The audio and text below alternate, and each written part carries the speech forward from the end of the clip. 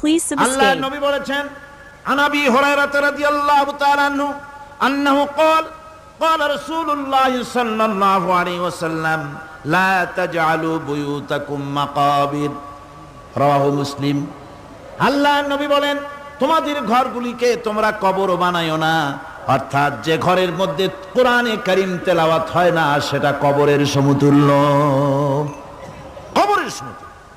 আগে আমাদের ঘর সমূহে যখন ছোট ছিলাম তখন দেখতাম ঘরে ঘরে কোরআন তেলাওয়াত হতো, ঠিক না?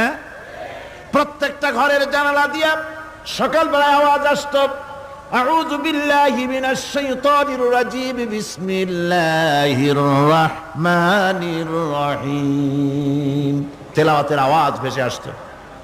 আজ আর এই অবস্থা নাই। আজ ভদ্রলোকের বাড়ির সামনে দিয়ে হেঁটে যাবেন, সকালবেলা কিসের তেলাওয়াত? জনমের ঘুম ঘুমায়। আল্লাহ